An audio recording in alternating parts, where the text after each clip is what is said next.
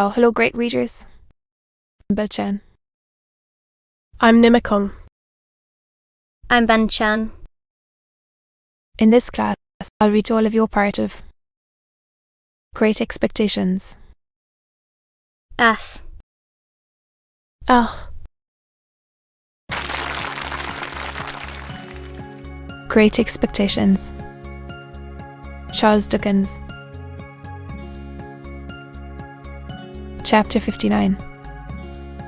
For 11 years, often before my fancy in the East Run, upon an evening in December, an hour or two after dark, I laid my hand softly on the latch of the old kitchen door. I touched it so softly that I was not heard, and looked in unseen. There, smoking his pipe in the old place by the kitchen firelight, as hale and as strong as ever, though a little grey, sat Joe. And there, fenced into the corner with Joe's leg, and sitting on my own little stool looking at the fire, was he again. We gave him the name of Pip for your sake. The old chap, said Joe, delighted. Hey. And we hoped he might grow a little bit like you.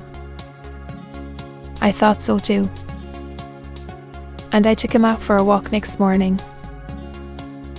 And we talked immensely, understanding one another to perfection. And I took him down to the churchyard and set him on a certain tombstone there. Philip Piet,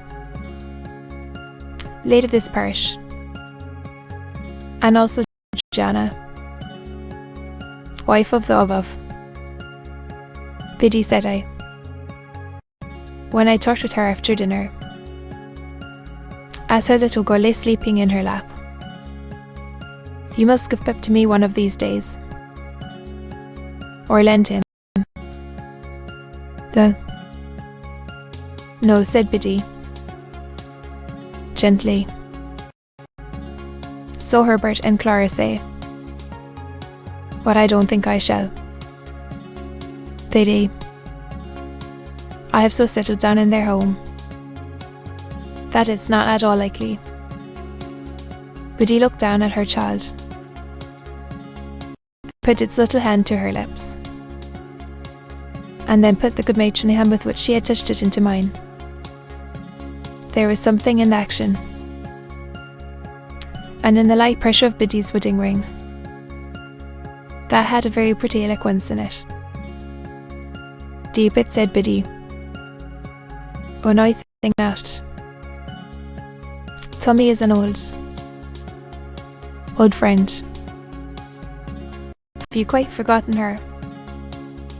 My dear Biddy, I have forgotten nothing in my life that ever had a familiar place there, and little that ever had any place there.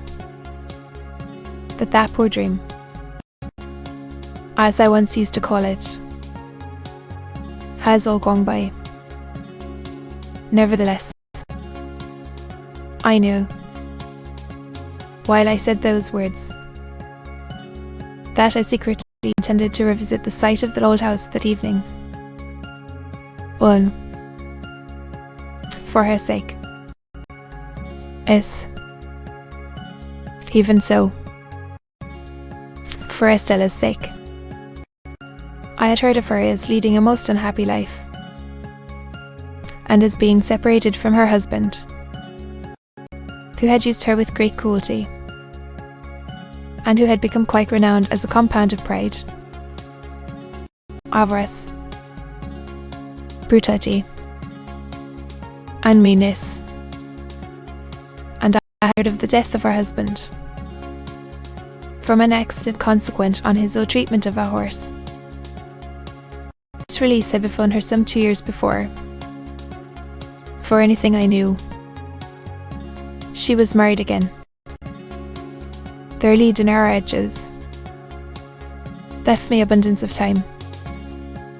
With that, my talk with Biddy, to walk over to the old spot before dark. But old times. The day had quite declined when I came to the place. There was no house now, no brewery, no building whatever left, but the wall of the old garden. The cleared space had been enclosed with a rough fence, and looking over it, I saw that some of the old ivy had struck root anew, and was growing green on low quiet mounds of rain. A gate in the fence standing ajar. I pushed it open and went in. A cold silvery mist had veiled the afternoon, and the moon was not yet up to scatter it. But the stars were shining beyond the mist, and the moon was coming, and the evening was not dark. I could trace out where every part of the old house had been, and where the brewery had been, and where the gates, and where the casks. I had done so, and was looking along the slick garden walk, when I beheld a solitary figure in it. The figure showed itself aware of me as I advanced. It had been moving towards me, but it stood still. As I drew nearer, I saw it to be the figure of a woman.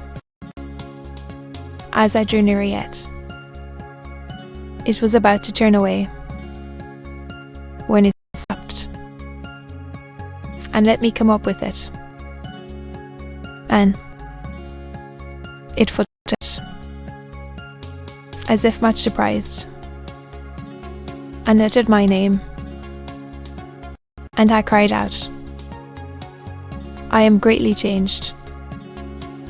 The freshness of her beauty was indeed gone, but its indescribable majesty and its indescribable charm remained. Those attractions in it I had seen before. What I had never seen before was the saddened, sphinx light of the once proud eyes. What I had never felt before was the friendly touch of the once insensible hand. We sat down on a bench that was near, and I said, "After so many years, it is strange that we should thus meet again. Estilleth, here where our first meeting was." The moon began to rise, and I thought of the placid look of the white ceiling, which had passed away. The moon began to rise. Words he had heard on earth. Estilla was the next to break the silence that ensued between us. I have very often hoped and intended to come back, but have been prevented by many circumstances. Well, the silvery mist was touched with the first rays of the moonlight, and the same rays touched the tears that dropped from her eyes. Not knowing that I saw them, and setting herself to get the better of them, she said quietly, "Were you wondering, as you walked along?" "Yes. The ground belongs to me. It is the only position I have not relinquished. Everything else has gone from me, little by little, but I have kept this. At last. It is. I came here to take leave of it before its change. And you," she said, "and do well. I work pretty hard for a sufficient living, and therefore is. I have often thought of you," said Estella, "of late. Very often. What I had thrown away when I was quite ignorant of its worth. But since my duty has not been incompatible with the admission of that remembrance."